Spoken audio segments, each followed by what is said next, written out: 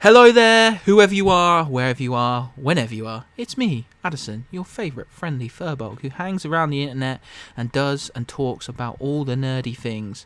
And this month of August, we are continuing to bring you our Commander content for the Command Fest POMT, the Command Fest Pod of Many Things, online little Command Fest where I'm talking to many of the EDH, Twitter, Twitch, TikTok personalities. I didn't realise that was a thing that I can find, and bringing them on and having one-on-one conversations and doing other things as well, hopefully. So today we have a very exciting guest. I'm actually quite excited to have you here, Liliana. I hope you realise that, because actually your content was one of the reasons I really got into Commander, as well as like the professional stuff. You kind of like revived my thing of Magic, because you were like posting like what things are going on at the minute and stuff, and I was like, oh my god, Magic's cool again. like I'll do that, like because I think I found out that Midnight Hunt was a thing because of you, and I'm like, they've gone back to Innistrad, my time has come. I'm back. So yeah, so I'm here with Liliana. Liliana, how about you introduce yourself, you tell us who you are, where we can find you, and what you do on the internet. Absolutely. First of all, that's very flattering to hear. I love Commander. I love Magic. I love Commander as a format. I'm really glad to hear that that I was able to help bring you back into the fold to an extent. That really makes me happy. I love sharing it with people. But on to business. I am Liliana, Defiant Necro, on both Twitch and Twitter, where I stream and post about both EDH and cEDH. Yeah, I post spicy to lukewarm takes about cards and other topics. The occasional thirst trap, some pro wrestling, some spooky music, some just gothic sensibility type things. But yeah, follow me on Twitter for more of that content if any of that tickles your fancy. And watch me on Twitch to see me kick some heads in. Oh, well, Goff Usually was... for charity. Yeah. Goff was saying that to remind you that they beat you, or she beat you, on the Phyrexian stream. That is very true. With a deck, mind you that I put together 30 minutes before the stream. So. Oh, the excuses come out now. No, I'm joking. Like I can understand. For what it's worth, I did absolutely destroy her in a game earlier today. So. Oh yeah, I did see that, because did you play with Bird as well? Paradise. Bird, I played with Bird last night. I was playing my Angel deck last night, actually, which is one of my we don't talk about decks of the other color that I like to moonlight with. Yeah, that was a Twitter controversy, wasn't it? a bit of one indeed. No, but earlier today I was playing with Amanda Stevens on Twitter, Chris Von Doom, and Proxy, NT Goth on Twitter. I was playing with them. I ran out my my signature high-powered casual deck, the Legion of Sin and Necromancy, which is I often refer to on Twitter as just Legion. You've probably seen me tweet about it if you follow me. Yeah. It's a Liliana tribal deck that is, at the end of the day, a creature-based combo deck.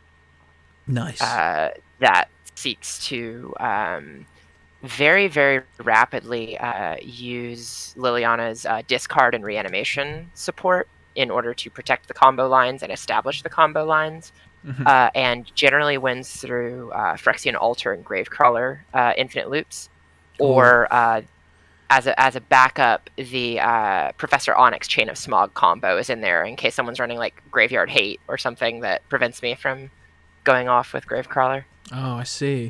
Which is how this game ended. Yeah, you are well prepared, and you obviously know that like subset of cards really well, and we'll probably get into that later. So let's do the 3 generic questions that we've been asking everybody. Absolutely. In varying orders, because I think was it Astral I asked at the end, because I totally forgot, poor guy. So My first question to you, our general question to everyone we've had on the podcast for Command Fest is, who is your favourite commander, or the commander you're playing the most at the moment? So I would say my favorite commander period of all time is the one that my username comes from. Liliana, Heretical Healer / Defiant Necromancer. So the Flip Walker. The Flip Walker, exactly. My username on both Twitter, Twitch, Moxfield, basically every form of social media that I use is Defiant Necro, which comes from the Defiant Necromancer side of that card. Um, Obviously, Liliana is a very inspiring and important character to me personally. But in addition to that, that card in particular really plays into a lot of things that I love to do in Magic. It has lifelink, first off, which is something a lot of people forget and is my absolute favorite keyword in the entire game. And then number two, it flips by a non-token creature dying. I'm very into aristocrats and reanimator strategies. So things are dying all the time. Like, that plays into everything I like to do already. Exactly. Once it flips, you get a Planeswalker and a 2/2 zombie token comes into control as well. From all players, which controls your opponent's hands and can plant reanimation targets in the graveyard. Then her minus ability supports that by being a -X, where X is the mana value of whatever you're trying to reanimate. You can reanimate any non-legendary creature card from the graveyard by minusing her. And then her emblem, I almost never get to it in games because it's 8, and usually I'm able to close games out before it needs to get to that point, or someone removes her from the board before it gets to that point. Yeah.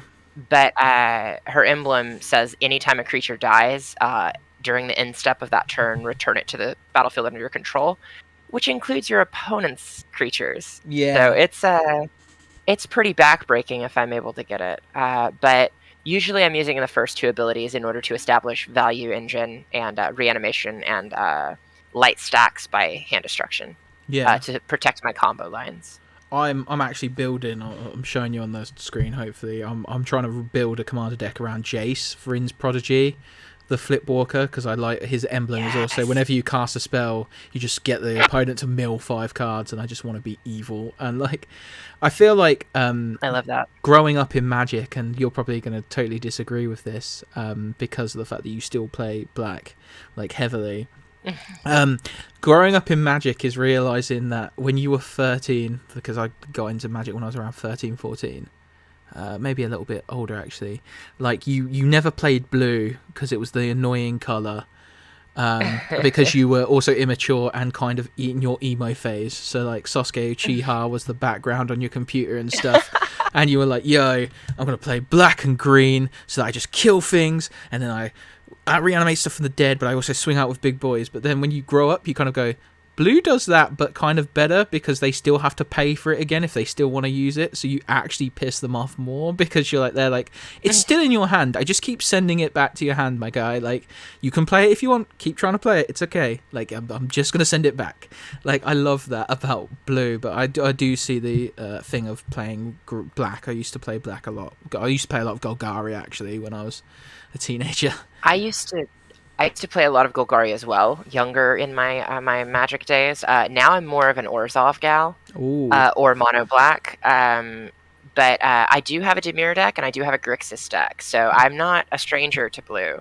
I just I feel like one thing I really feel is that because there's so much support for multicolored commanders, and they've made it so much easier to utilize multicolored commanders, what with mana bases becoming more efficient and less expensive to make a good mana base, despite the fact that, yes, it is still very expensive to make a good mana base. It's not as expensive.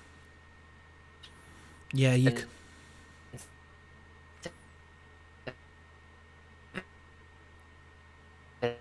It used to be. There are now, I feel like, will be very powerful. I like black a lot because it does a lot of the things I find fun in Magic. and it's good at a lot of things. It might not be the best at everything, but it is good at a lot of things. It is definitely the best at leveraging your life total as a resource Yeah. to do many, many, many, many things. Reanimation, mill, card draw, any kind of removal other than artifact and enchantment. Don't look at me. um, it's a very versatile color, and I don't think it gets enough credit for that. But I mean, it is a powerhouse in higher power pods and in cEDH, where multicolor commanders and partner commanders are kind of much more common Yeah. than any kind of mono commander. And but a lot of in my opinion, a lot of the strongest decks do still run some degree of black or blue. I see a lot of Jund in cEDH. Like if I'm looking at like, there's a lot of like Jund. Yeah, Like there's a lot of cEDH. it. There's Is It produces one of the most powerful decks. Uh,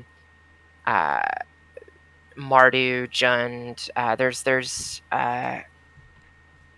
partners are extremely powerful. Let me just Partners and backgrounds, I feel like are like yeah, oppressive. partners more so. I feel Yeah. like backgrounds are kind of the fixed versions of partners, but we're getting lost in the weeds here. Yeah. I started going off on tangents based on your question. It's all right. It's fine. I really enjoy it. Like I mean, that's why we're here, right? yeah. One of the things I love about like the commander like group in like the commander like community is like how enthusiastic you are. If you watch the episodes, you'll keep hearing me like refer back to this. You guys are just enthusiastic. You love what you do, and like that's like one of the things that I love about the whole thing. So let's do question 2. Let's get back on track. Let's get back on the rails. So question 2 is. For our generic questions is there a commander that if you see in the pod you start to worry? Is there like a commander that you begin to see as like your arch nemesis, or something that you're like, oh fuck, I'm definitely not going to win if that's there? For example, I hate Krenko. Like I just, as soon as I see a Krenko, I'm like, fuck, like I'm in for a hard time, because I'll stare down the barrel of 30 goblins in like 20 seconds for some reason. Oh, it's and two of my good two friends that I play with pretty frequently run this commander in cEDH, so it's something I have to deal with pretty frequently. Rurkthar is the bane of my existence. Ooh. Because in cEDH I like to run one of the main decks I run primarily is Crick, Son of Yawgmoth. Mm-hmm. So I'm already paying life for all of my spells, and then Rurkthar comes in and says, no, you can't combo off until you pay another 6 life for every spell you're playing on top of that. I'm like, I'm playing Storm, my guy, come on. Leave me alone. Like, and like in Commander, life is more of a resource than it is in, say, like Standard and Absolutely. So like the fact that they're just punishing you for that because they know that's so annoying. Yeah, like Crick is the definition of glass cannon in cEDH, because he's very powerful in terms of that he can win very quickly and very like on the fly, which is why I like him as a commander, because he really epitomizes everything. He really enables everything that mono black wants to do, because he has lifelink. He rewards you for playing black spells, and then he enables you to pay life for essentially anything. Yeah.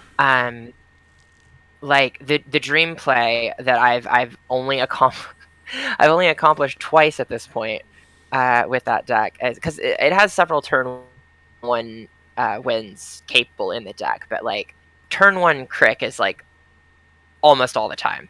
It almost always happens in that deck, and then Crick into Necro Potence into Peer into the Abyss is like the dream turn 1, because that's just game right there. Yeah, that's just oh, okay, it's over. What, scoop up, go again? Like we win. Like yeah. And then it sounds like you've kind of made it, but the third question is, who is your dream commander to build a deck for? Or if you've already built it, who is it? Who is your dream commander?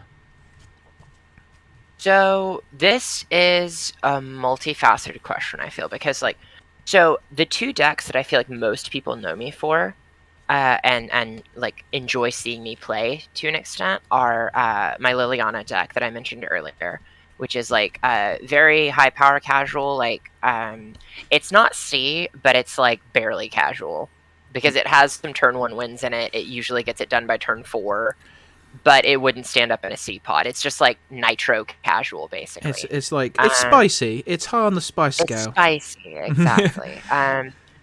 It has a lot of tiers. It has a lot of like strong interaction, but it's not efficient enough, I guess, because Liliana herself is kind of a the fact that she needs to flip before she can give you significant value. I weaponize that to an extent in my casual build, but it would be more difficult to do in my cEDH build. I tried to build a cEDH version of her, but it just wasn't as. I was just, as I was building it, I was like, man, this list would be so much better with Crick in the commands. Yeah, like it. But she's definitely my favorite commander, and then my number 2, like probably most popular, most well-known deck that I play in casual is my Jada list, Jada Font of Hope, who is mono white. The way I run it is like light stacks, heavy beats. Basically, I'm going to play. We're all only going to play creatures, but my creatures are way better than yours, so I'm going to win. Yeah, that's yeah. Because that's the angel that, and when other angels enter, they get 1+1+1. So when New Capenna angel. Basically, yes, she's from New Capenna. Basically, she has flying and vigilant. She's a 2/2 for 1 colorless, 1 white.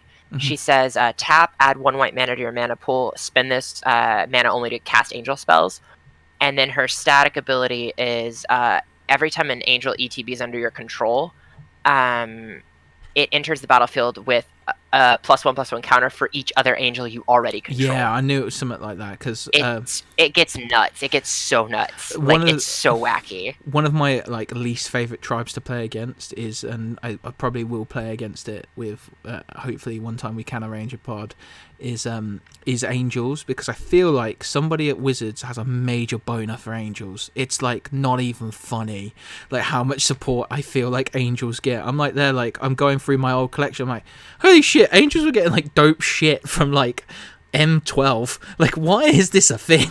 Like, and then you play like tribes, some tribes, and it's like, no, you don't get the cool things.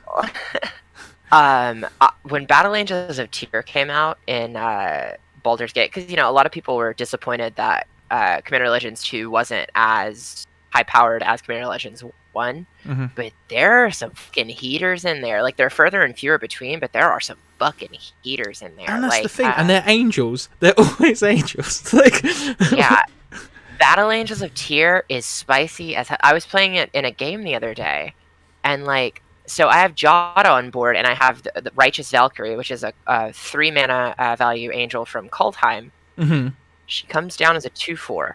So if you play her after Jada, she's a 3/5 already. And is that the one where if you have a certain amount of life, she does? If you have 7 over your starting life total, all of your creatures get +2/+2. Yeah, like, but her static ability says every time an angel or a cleric card ETBs, you gain life equal to its toughness. Yeah, it's madness. Actually madness. Like, playing against that combo of Gadia and Righteous in Arena is the bane of my ranked ladder. like yeah. And Battle Angels of Tyr, who every time it attacks has ETBing or combat phase, because Jada just looks at angels entering the battlefield. It doesn't look at casts or anything like that. It's specifically just angels entering the battlefield. So you're getting each of those angels that you get from Battle Angels of Tyr's Myriad trigger is coming in twice as big as the OG Battle Angels of Tyr, and you're gaining that much life times 3 basically every turn you attack with Battle Angels. Battle Angels of Tyr is nuts. Anyway, those are my 2 favorite commanders I currently have. Yeah. But if I had to pick a commander that I haven't built yet, or don't have built right now, that I would like to build, that is probably like the one I'm most interested in building, it would be Shouldered Whispering one. I've toyed around with lists for her before, but I just have not. I haven't cracked the nut really yet of where I'm happy with it. I don't really know what I want to do with her because like she lends herself well to so many different strategies. Like obviously there's Reanimator, there's Aristocrats type stuff. There's mono. There's like a kind of a mono black stacks thing going on. So it's like I'm just trying to like balance out where I want, and also the power level. I don't know where I want to build her because like I feel like Elish Norn and cEDH is a thing, right? Yeah. There's a cEDH version of Elish Norn, and it is pretty potent. And a friend of mine, Skylar, at Malwalk on Twitter, who's like a bastion of the cEDH community, made a. She and I were talking about Shouldred, and she brewed a her own Shouldred list, and I was like, I really want to take a crack at this. Like, Skylar's been playing cEDH longer than I have, so like she knows her shit. She's great. She's fantastic at cEDH. But I'm like this is a great list, but like I want to take a whack at it too and kind of put my own spin on it too, because like I might not have been playing cEDH as long as her, but I like have like I play a lot of mono black. Yeah. I feel like I have a really good insight at what makes mono black good and like what makes mono black tick, like what it's good at and what it's bad at. And I feel like her list is amazing, but I kind of want to take my own crack at it for cEDH. I might at some point, but I'm just kind of like stuck on that nut of what I want to do with her. So Shouldred is the one I'm working on right now that I really would like to figure out. Phyrexian Praetor, why not? She is pretty cool. Like there's some exactly. And hey, if those spoilers were legit that got leaked about the new Shouldred, I'm very excited about that. Yeah. I don't know if I'll build her as her own standalone commander, but she definitely has a place in a few decks of mine. If her abilities were on the nose. I think I'll probably slot her into Legion somewhere because of the discard synergy and the reanimation ability. Yeah. It just works really well with everything the deck already looks to do.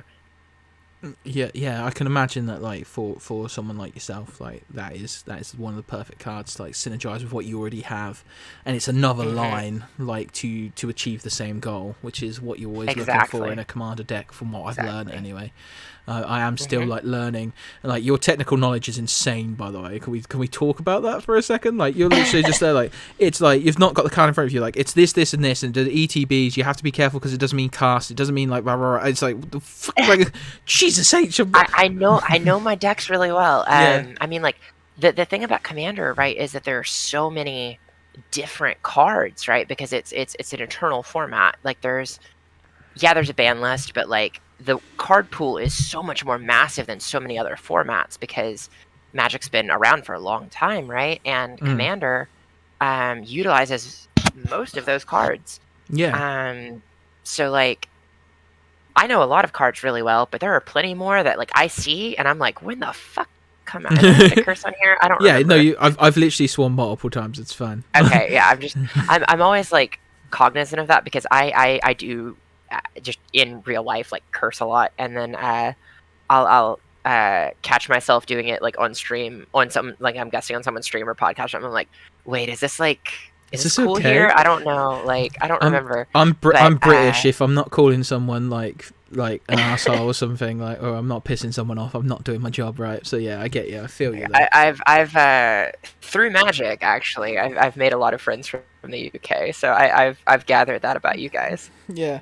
So yeah, thank you for that, for those for that astute observation, and thanks for those answers. They were really like insightful, and just like the conversation that led from that. Like I'm genuinely really excited to talk about what we're going to talk about now, which is cEDH. So I'm going to get you to explain this because I have a feeling that me just going, it's competitive Commander, is very reductive. So what if you had to explain cEDH to someone like an idiot like me, you get to do it in real time. What would you say cEDH is? Okay, so I feel like I'm in a unique position to discuss this because I started off playing Commander casually, right? Like I have friends who just jumped straight into cEDH from another Eternal format, like they were playing Legacy or Vintage or something, and then they were like, "Oh, cEDH, bet," and jumped into that because casual Commander didn't appeal to them, but competitive Commander did. I, however, started off playing casually, and then just gradually, over time, as I played more Magic and as I played higher levels of Magic and got better at Magic in general, which is not to say that people who play casual aren't good, because there are plenty that are amazing. Mm-hmm. It's just to say that, like, when you get into higher levels of play, you start, like, getting into certain lines and certain cards and certain combos and certain interactions that some people in casual don't like. Some people in casual are like, "Hey, that's kind of not fair," and then, um, or that's not fun to play against, right?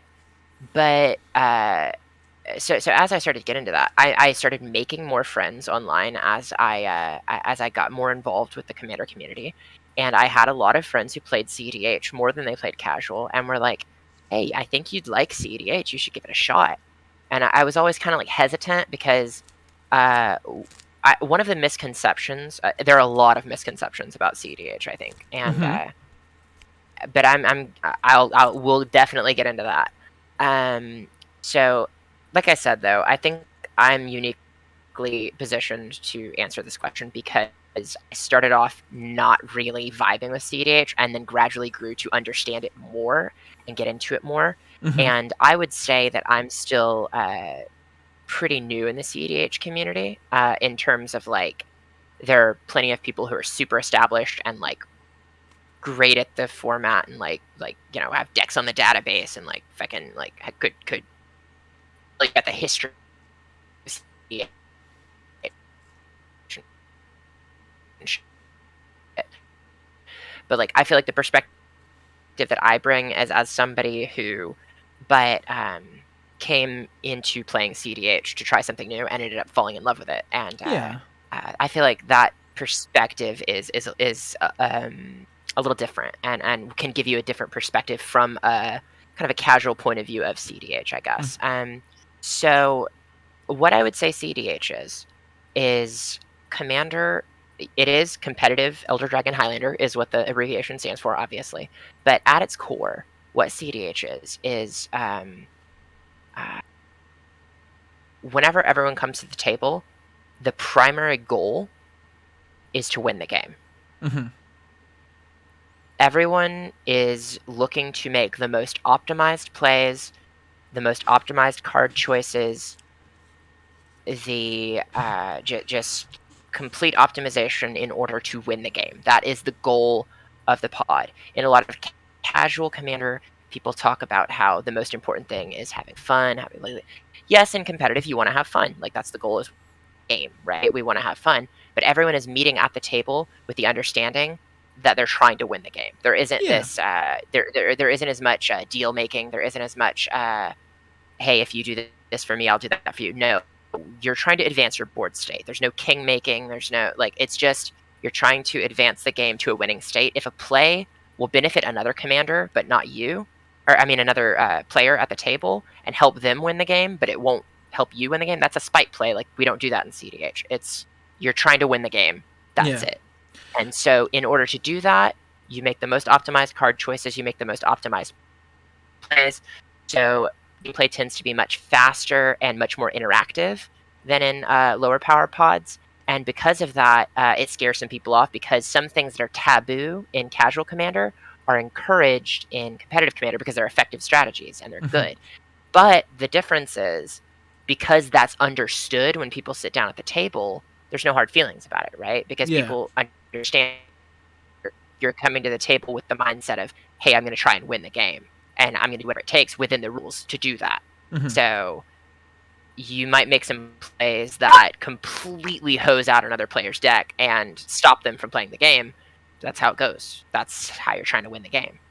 I was talking about that with some of the others, because we were talking about like casual, because Commander is seen as like, I come from modern and standard, so I've played modern and standard, and I've played in like semi-competitive tournaments, saying like local like qualifiers and stuff like that, and draft format, and like I always saw the Commander players as like the chill people in the corner, like, so it seems to me quite odd, like as someone look on the outside looking in, that you would take something like Commander, where it's almost like about the story of the game, like more than like the winning of the game. It's the story, like when you fucked up, and when you did this, or when you made those politics, and you make it like hyper competitive. Because the thing is, from what I've noticed in cEDH, and again, we're going to get into like the misconceptions pretty quickly, I think, because you're probably about to make one, is like the jump from normal, what I would consider normal casual, like EDH and cEDH, is massive. Like it seems huge. Yeah, it is, honestly. The gulf is huge, seems huge, because, and the attitude seems so much more different, because like I'm almost reminded of like modern, and I still hold to this day that you've never ever, like, if there's ever a salt shortage, just send someone to the modern like qualifier, and you will see people just like whinge and moan, and, well, I would have had you if this happened. And I feel like it's not quite that bad in cEDH. I will say that you guys are still pretty chill. I definitely don't think it is. No, it's still pretty chill, but like to move towards that in such a casual in air quotes format seems very odd to me. So like, what do you, let's talk about that then, that golf first, and then we'll move on to like the misconceptions, because you seem to. So do you think that the only reason that golf exists is because of that like winning mentality, like that thing of like, yo, I'm here to win, so if I get an infinite loop off, suck it, like, pretty much is the or is there something else? Because I think not aggressive, mind you, like I said, that a bit aggressive, but it's a bit like, suck it and see, like, or fuck about and find out is the best way to think about it, the sort of thing, right? I think what it boils down to is so Commander, everyone talks about the rule zero conversation and the social contract, right? I think that applies very much to cEDH as well. It's just that there's a pre-understood, agreed upon social contract that is already understood when you sit down in a pod that has been designated as a cEDH pod. The bar's already higher for like the... Exactly. Yeah. So everyone's already like, hey, I know you might play mass land destruction. I know you might combo off on turn 1. I know you're running free counter spells. I know you've got 48 tutors in your deck. Like, but, you know, whatever. Like, I am ready for that. That is what I am expecting. That is, like, we don't need to talk about that, because I know that's what you're going to try and do to me. And I'm okay with that, because I'm doing similar things to you. Like, these are the expectations we've set for the format. This is what we are getting into. So, like, you know, and like I said, I play a lot of high power casual as well, which I feel like is a subset of casual that is a commander that is often lost, because there's a large contingent of commander players who are like, oh, combo only belongs in cEDH, or like, don't run like efficient tutors in EDH, like don't run demonic tutor or vamp tutor in casual. And I'm like, why? Like, you've got a 99 card deck. Why do you not want to see some consistency in there? Even if you're not combo hunting, like, you miss a land drop, fucking tutor for it. Like, come on. Mate, I will gladly pay whatever that tutor requires of me. I will show you my hand. I will pay life. Just give me my fucking land drop, guys. Like, goddamn. I don't understand why people limit themselves like that, but I digress. Yeah. I don't think that combo or tutors are inherently competitive. I think that they are efficient, yes. And there is, like I said, a subset of casual commander players that think that essentially that casual should be more battlecruisery, I guess, and that combo should be relegated to cEDH. And I'm like, okay, but there's like an entire subset of combo decks and like efficient, like powerful decks that are very like powerful, but not on meta for cEDH. Hmm. They wouldn't work in cEDH because of the meta, but they're very powerful and casual. So like, where do those decks live? Like, those people have fun playing those decks too. So where do they live, right? Yeah. So I feel like it's that liminal's hard to navigate, like for a lot of exactly, people. I feel like there is really, if we think about it, it is more common to be forced into a cEDH pod than to be able to play high power EDH. Sorry, like I yeah, feel as if like by the conversations I've had and the things that I've observed, um, if you run high power casual, you are more than likely going to end up probably either swapping out for another deck or being put at a C pod, and sometimes that's not what you want. Like, you know. yeah, definitely. Like, my like Legion is an extremely powerful deck in casual, but it would not do. It might do okay in a C pod, but it would have its win loss record would not be good. Let's just put it that way. It would fight for fourth. like Yeah, like yeah, it would not be a phenomenal deck in C, and it's my favorite deck. But I can say that, and it's not because it's a bad deck. It's because it's just not on meta. Like the uh the meta of cEDH is very specific, and that's why the database exists, right? Yeah. There's another misconception,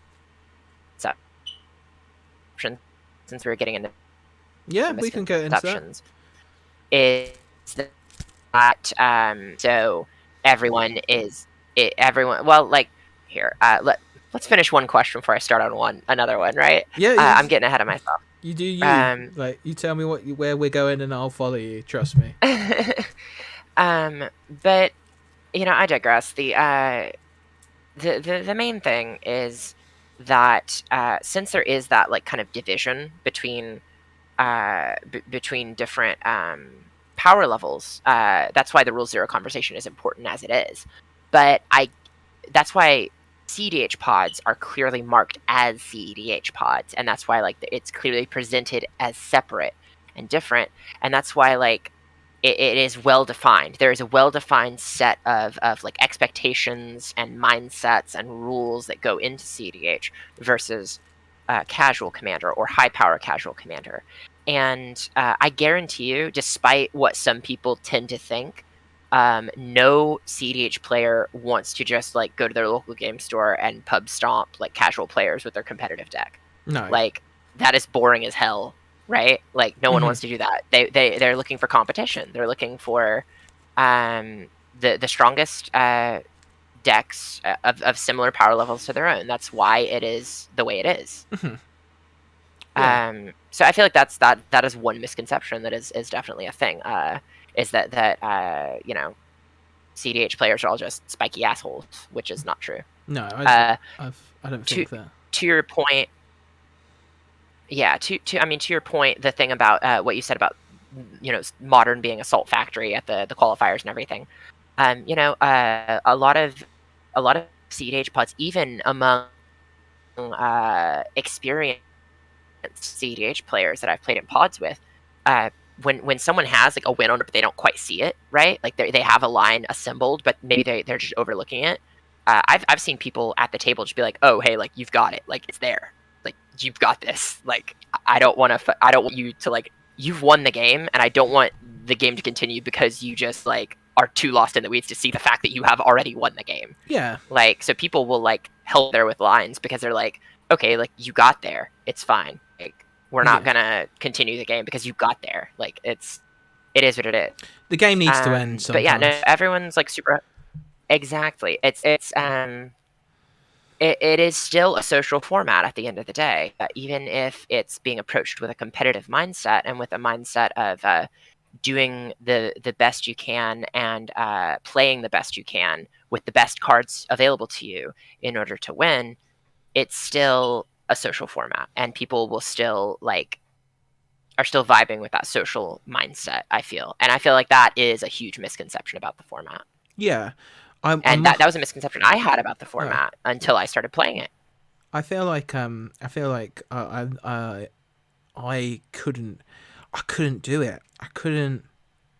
One, because I'd probably frustrate everyone because I always miss my lines in my normal in my standard deck. So I'll be like, right, boom, boom, boom, boom, and everybody be like, dude, you won. If you won, like, why did you not spot that? And I'm like, oh, my bad. Like, I just really like swinging and transforming my werewolves. I'm very sorry about that. And then I like cEDH pods as well with that expectation, like those strategies and stuff. Like, I genuinely think if you partake in land destruction, like you're scary. You're like sociopath levels of like yep. Just I'm just gonna. What's the one that like literally wipes out all lands? Like, is it Armageddon? Armageddon. Yeah, Armageddon. Like, I've seen one person like play Armageddon, and I was like, and like Yeah, that's like, it's because it Armageddon. works on you as well. Like, I'm like, why? What's wrong with you? Like, this, who It hurt you? does. I mean, Who hurt you, my guy? most of the time it does, Yeah, unless unless you've made your permanents indestructible. unless you're naughty. Yep. I use Armageddon.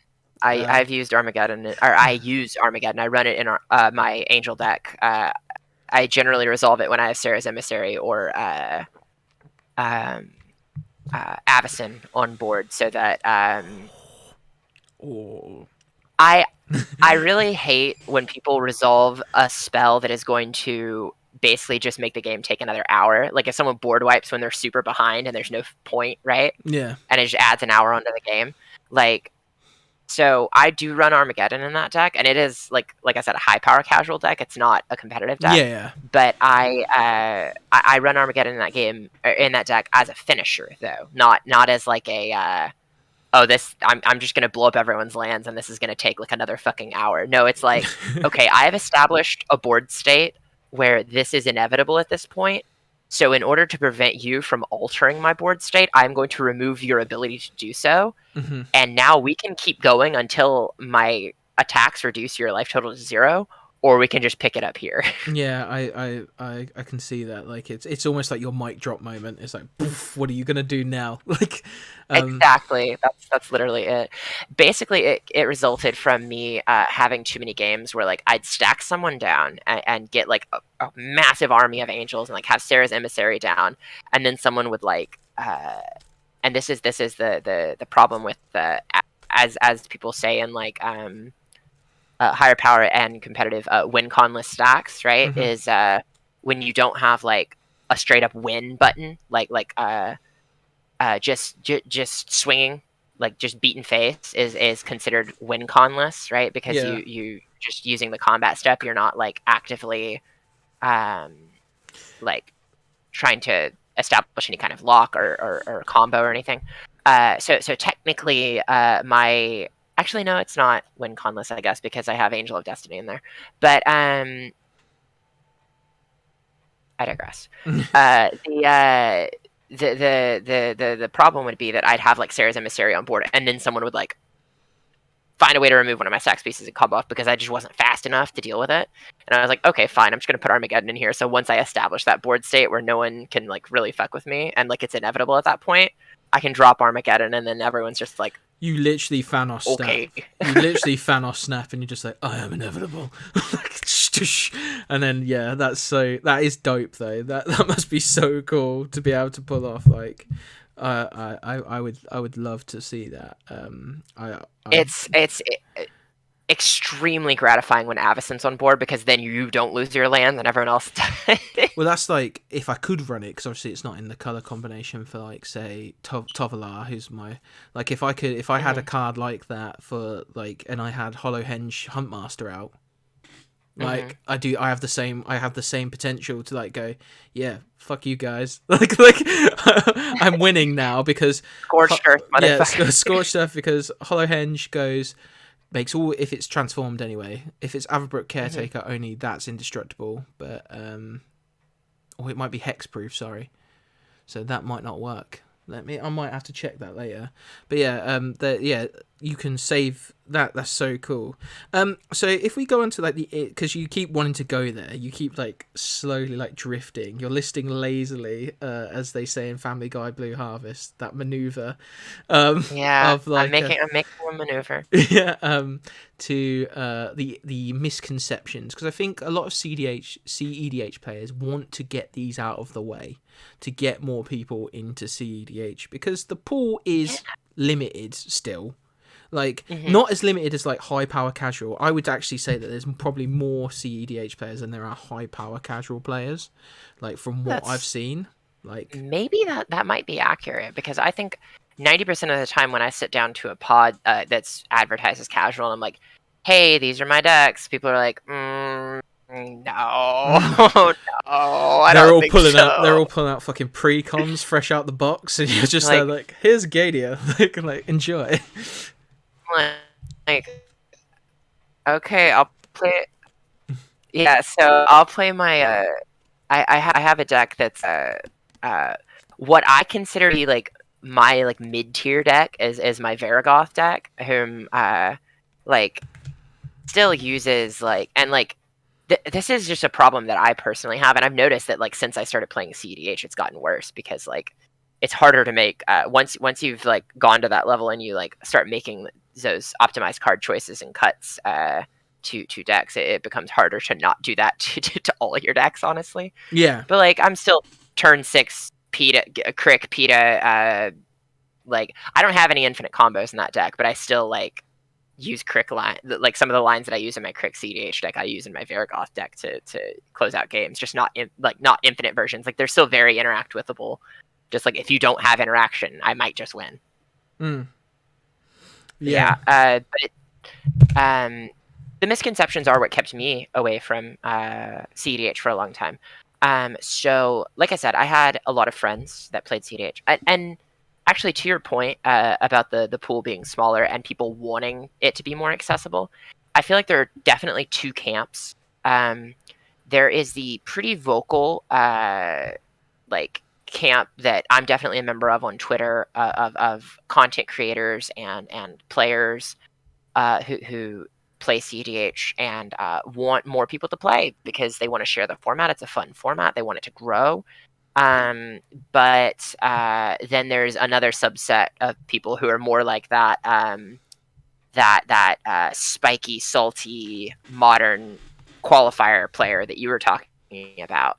I feel like that subset of players is less vocal on Twitter, but very present in places like tournaments and local game stores and stuff.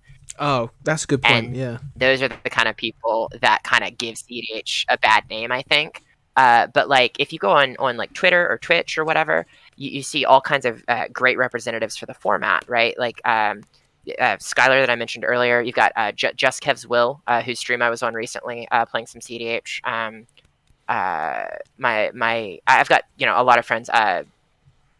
Rebel, Son Rebel on Twitter is very well known Mm-hmm. in cEDH as like a content creator and a deck builder and like just a great advocate for the format.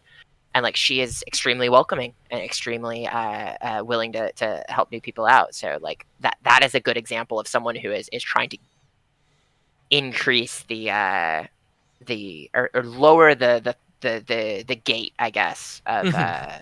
that cEDH has kind of erected around itself, like people like that, right? And then you've got those spiky, salty uh,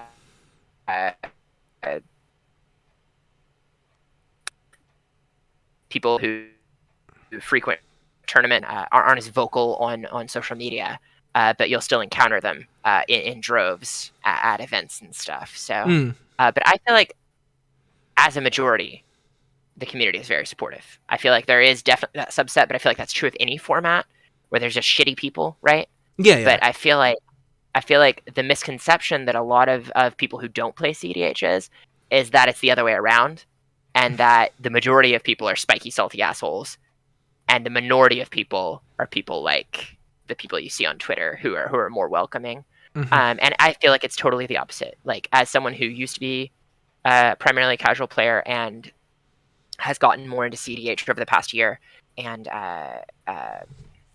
has really gotten ensconced in that. I feel like it's been such a welcoming environment, so many supportive people. So I feel like it's definitely the opposite of how most people think it is. Yeah. But that is a huge misconception. I feel that Would, that would you say that's the biggest? no, definitely not. What would you say that's the Well, biggest one?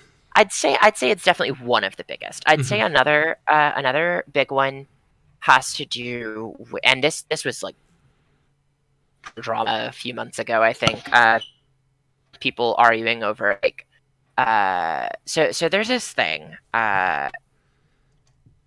in cEDH that is maintained by a group of individuals called the database, which is like a curated list of established cEDH decks, right? And like Hmm. cEDH deck archetypes that Okay. a lot of cEDH players advocate for people using as a jumping off point to understand the format and learn the format and learn how to play cEDH using one of these decks because they are well established, well thought through, curated, like they have multi-page primers written for them, decks that explain to you how cEDH works basically. Yeah. Some people will approach that and be like there's one camp that's like you have to play a database deck or you're not playing cEDH. And then there's another camp that's like you should play a database deck initially to learn the meta. Like you shouldn't try and just join cEDH pods and brew your own deck and like think you're just going to do great right off the bat because you Hmm. don't understand the format. It's extremely different from casual or even high power casual. Yeah. Um, and I definitely I've brewed my own cEDH decks before, and I've played database decks before, and I definitely think that playing database decks to understand the lines and to understand how the meta works is a necessity because, like we said earlier, it is uh, uh, a format where everyone is trying to select from familiar with some of these cards because some cards that are amazing in cEDH are absolutely shit in casual, and vice versa. Yeah. Like some cards that are fucking phenomenal in cEDH are garbage in casual, and Mm. some cards that are phenomenal in casual are absolutely garbage in cEDH. It's just different metas, right? Yeah. Of So, course. And like that golf like again, what we spoke about, like exactly, yeah. the floor, the floor is higher and the ceiling is lower in cEDH, whereas Mhm. like there's a massive range in casual.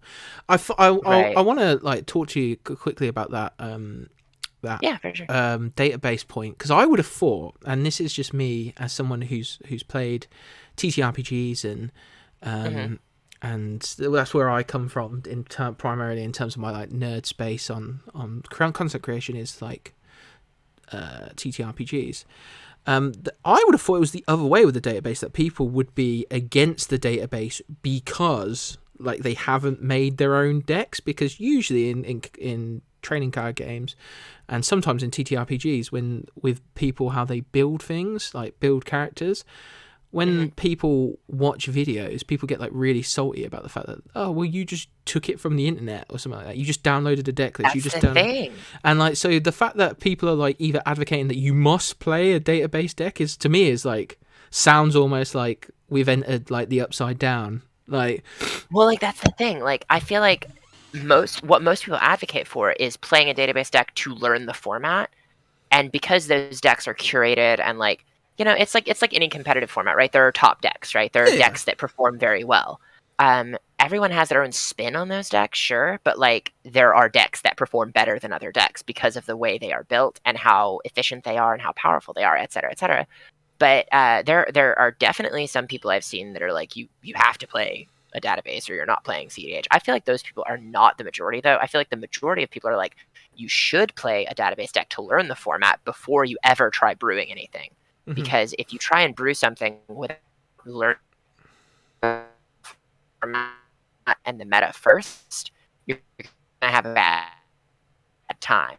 hmm, And I feel like that's definitely true because it's so different from other forms of EDH. Just trying to jump straight in is probably a bad idea. It's like, and then, but there are one thing that kind of kept me away from cEDH for a while. This big misconception I feel is like you said, there's this concept that hey, Netdecking is bad, and I don't want to just use someone else's deck list. I want to be creative and make my own. Like, I don't personally like netdecking. I don't. I see why. I know why people do it. I see why people do it. I'm down with that. Some people just are great pilots of decks, but aren't great brewers. Hmm. I love brewing decks personally. And I love doing that. I love figuring out card interactions. I love tinkering with my decks over and over again. That's not for everybody though. Not everybody wants to do that. Some people just want to play Magic, so they rely on another person to build the deck, and then they will go and learn how to play the deck and do it really well, and that's fine. Whatever, however you want to play the game is how you want to play the game. But there are some people who are vehemently uh, think that everyone playing cEDH is playing a net decked version of something, and it's so homogenous and everything's the same, and it's that's not really true at all. It's Like, so, it's almost becoming like chess. Like the idea is yeah, in chess you learn lines, don't you? You learn openings and stuff, and then you learn the right, counters to those lines. So like but right. if it was to go that way, and everybody has to build a database deck, or everybody has to use a database deck, then Hmm. it does just become chess, in the fact that depending on what pod you get and how which decks you get, you Right. have to learn like the things, and that doesn't sound as fun, like in general. Like I one of the reasons Yeah, and I don't play chess at a high that. level is that reason. Sorry. Yeah, and that's what. No, you're fine. I think we still have a little bit of lag going on, but for the most part, I think we're good. Um, that concept and that misconception is what kept me away from cEDH for a long time, because, like I said, I love brewing decks. I didn't want to just net deck something and go with that. But I think the majority of people still subscribe to the notion you should be familiar with the database decks, because those are the decks most people are going to be running, or variations on those decks are what most people are going to be running. But you're not required to play a card for card copy of a database deck. Mm-hmm. That is a misconception. Like, there are strategies and lines and commanders that are well established, Mm-hmm. but that doesn't mean that you have to card for card copy whoever wrote the database version of the deck. It's kind of just a blueprint, Mm-hmm. right? To work off of. And that is what, and some people don't agree with that. Some people think that you need to just run the database decks, and some people, but I know a lot of brewers. I know a lot of people who make their own decks in cEDH and have decks on the database, and there's innovation happening all the time, because there's always new cards coming out, right? And so people Yeah. are always trying to find new things to do with them, and so to think that it's just a homogenous format because there are certain commanders that are very powerful and certain deck lists that are just well established and good, that doesn't necessarily mean the entire format is homogenous.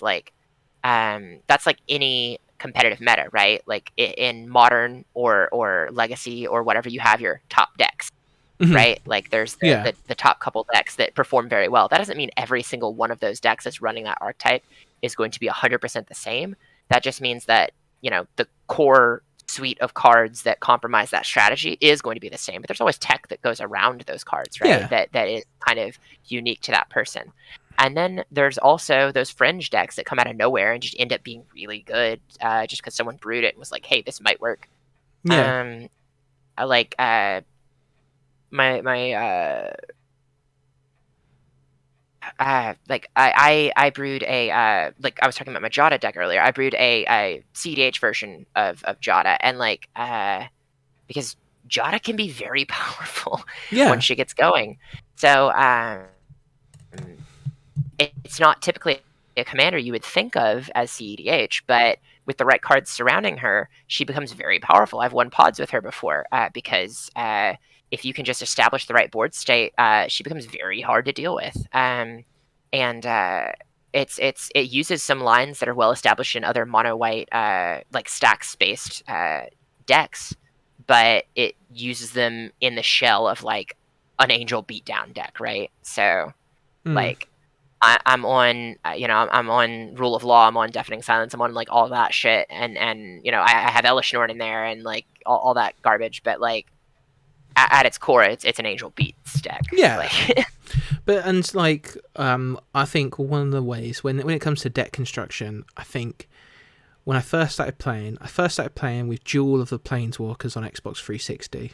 Like you got a free deck if you completed the story. Like you could actually go to your LGS with a picture of your TV screen, or like write the deck down and then put it into the machine, and it would give you a free deck of 30 cards, which I was like, but most decks are 60. Like even in the game, most decks are 60. What are you doing? Like, What is this? The guy when I first like took that code in said like when it comes to Magic, there are three types of players when it comes to deck building, and he described it in the form of like cars. So he said there are stock car racers. These are pilots. Like they pilot a deck that has been built for them, and that's fine. They're good at that. They know what they need to do to get it to work. Then you have like tuners. These are your F1 drivers, Formula 1 drivers, because Formula 1 has very strict things that you have to do in your deck, but when you construct that car, you can like make additions and stuff, and you can like build it to be better than other cars as long as it matches the thing. And tuners do that. They take that stock thing and they start adding things to make it better than it was before. And then there are just like complete like exotics who are like supercar racers who just like build these like insane cars that are amazing and have the potential to either go off or fireball. And I think that's needed in any trading card game, like whether you play Yu-Gi-Oh, Absolutely, I agree. MTG, like pilots are great. Like all my werewolf decks that I've ever built, I've built two, and I'm building my third for Commander because I'm a loser. Like I get the list and then I go, actually, this werewolf would be better because I kind of know most of the werewolves. I'm like, this one, like everybody's like, you don't have Huntmaster of the Fells in your like first generation werewolf deck. I'm like, no, because I don't think it's that good. Like there are cards that are just as good. Okay, like just leave it alone. Definitely. Somebody had a go at me because in my new generation one, I don't have two Arlim Pax Hopes. I only have one. I'm like, but I can play Tollivar's Huntmaster, who's another big creature that gives me loads of like wolf tokens. And then like if I have 3 wolves on the field and a Tollivar, like. They all transform, like, and then I've got Hollowhenge, and somebody was like, well, why have you got Howlpack Piper? I'm like, are you dumb? Like I can place cards on the field. It means I didn't cast them. That means, oh, hello, nighttime. Like, doosh, like, Right. like, so I kind of, I would see myself as like a tuner. Like I take a list and then like slowly like replace things to make it more my style, because I like that. I couldn't pilot though. I couldn't pilot a deck that is just solely. Say somebody gave me a deck and then just went, yeah, use that, like, and gave me the primer. The primer would like, I'd probably just get to like page 2 and be like, I'm done with this now. I've not finished it, but we're going, like, because I can't do that. And I feel like a lot of people, like you said, have that misconception of EDH being like this thing where it's like. Every deck has a thesis that you need to play those decks, otherwise you can't win. So yeah, I totally that is 1,000% the misconception I had too before I started playing cEDH, and that is the misconception that kept me away from the format for so long, despite liking that level of play. The conception that like, oh, if you're not running one of these database decks, you will lose, and you will you won't be allowed to play. You're not playing cEDH if you're not playing a database deck. The database is an extremely useful resource. It has tried and true decks, like I said, and great deck lists. But, I mean, you don't absolutely have to play one of them. You should definitely start. Yeah. You probably should. You probably should, because those are the ones that are like gonna are like I said, tried and true, and are gonna work. You know they're gonna work. And but I mean, there are definitely fringe builders, and like we said earlier, there are new cards coming out all the time. People are figuring out new lines all the time. But you know, just taking a deck that is very high power, a very high power commander deck, and then sitting down at a cEDH pod, just because it's a very high power commander deck doesn't make it a cEDH deck, No, right? no, and that's what I kind of wanted to end on actually. Yeah. Was like what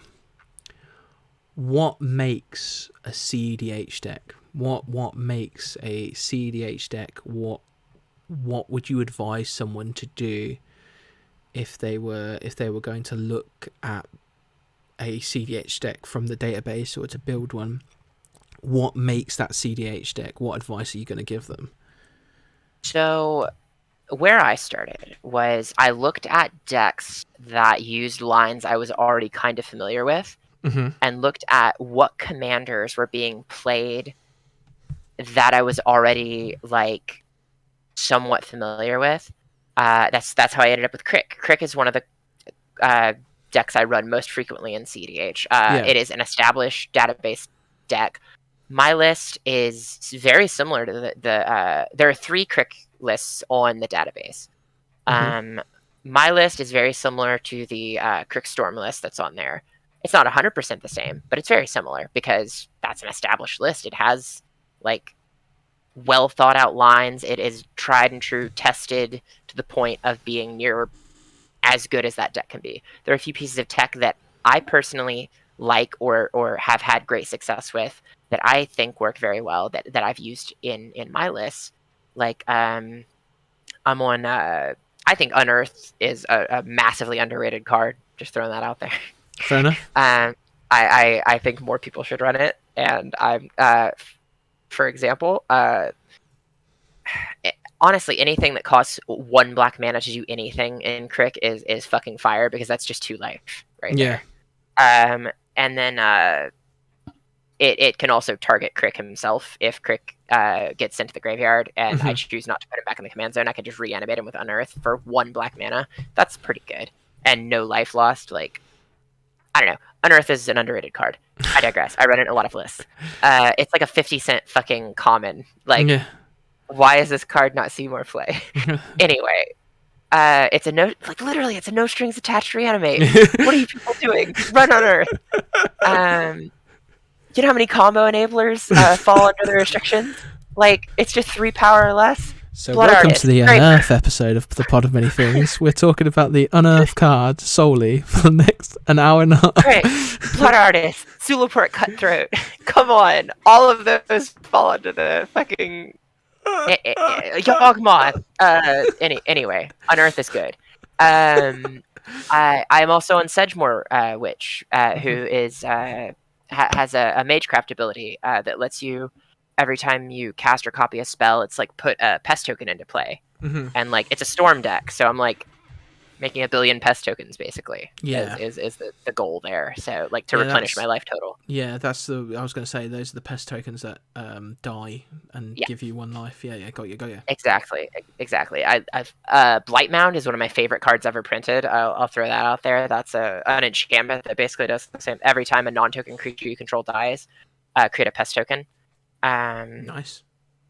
Yeah, it's so good. It's a 2 colorless 1 black enchantment. I don't run it in Crick, but I used to before I cut those lines. But I do run it in several other decks, and it's like a pet card of mine. I love it so much. Anyway, so I just got off on that whole Unearth tangent and lost my train of thought. What makes a good cEDH deck, or what makes a cEDH deck? There. What makes a cEDH deck? I don't know if I can answer what makes a good one. That makes sense. But I will answer what makes one. So what makes one goes back to what we talked about at the beginning of the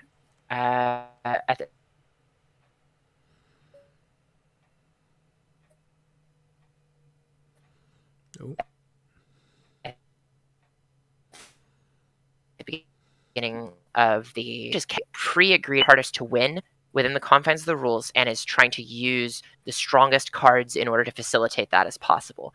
Typically, cEDH decks see high levels of interaction, a lot of interaction, typically very inexpensive spells, like free counter spells, zero drop mana rocks are very common.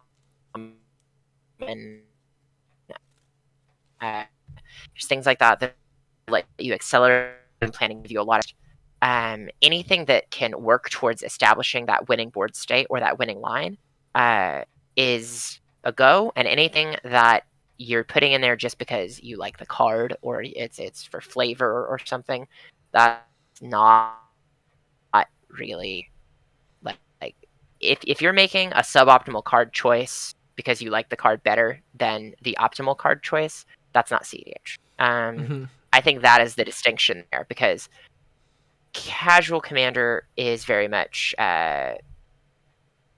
about, and the thing that really made me fall in love with commander is that you can make a deck that is uniquely you, right? Because there's such a large card pool, and since every card since it's singleton, you can make a deck that is very much uniquely you. And you can make some sacrifices between optimization and flavor and still make a powerful deck. But in cEDH, you don't want to make those sacrifices. You can still make a deck that is unique to you, but it might not be quite as unique as a casual deck would be, just because there are cards that are better than other cards. Yeah. Like Yeah. if you're on black, there is a demonic tutor in your deck. There is a fucking op agent in your deck. There is a Dothy Voidwalker in your deck. Like they're just good cards. Praetor's Grasp. There's just the infamous Thoracle Consultation. If you're in Dimir, that's a massive that is your win con, Yeah. right? Yeah, and you need to have those cards. Otherwise, what? By the sounds of things, what are you doing at that C pod if you're not making those decisions to help yourself win, sort of thing? Because decks. I feel like Exactly. commander decks tell people a lot about you as a person. Like, this is something we were talking about. It's like you know a lot about a person through their commander deck, their casual commander deck. You find out like what they like, sort of thing. But I feel like you say, cEDH is not the place for that. cEDH is for like these are the bullets you need for your gun. Like, shoot, shoot first. Yeah, and one thing I learned through my journey into the cEDH format is that despite the fact that you are trying to optimize as much as possible and are trying to win, there is still room for personality, because there's commander is such a massive card pool. Even just looking on the database, there's so many decks on there. Yeah. Like I said, there are 3 crick lists alone, and they're all in the database. Take your pick, and even then there's room for a couple of different card choices. Yes, your core lines for said commander are going to be the same, because they're the ones that work and are tried and tested and are efficient and effective. But there's room for some experimentation, some tech.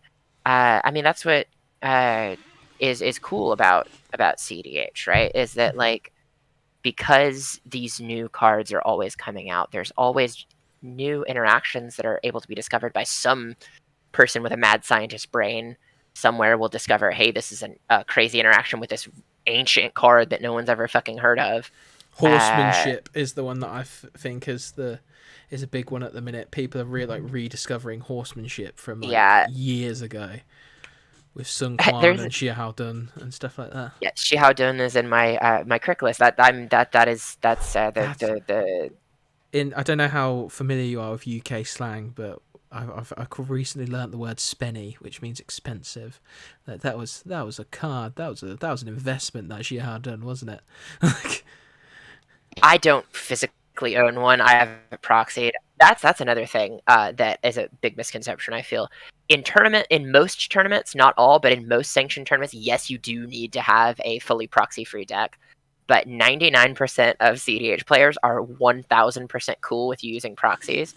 because a lot of the most powerful cards are very expensive, Yeah, they are. and price shouldn't be a barrier to entry. So 99% of the people I've ever played cEDH with are a-okay, 100% in favor of proxies, because, like we talked about earlier, people want to break down those barriers, welcome more people in, as long as they're willing to adhere to the mindset and the guidelines that are pre-established for the format.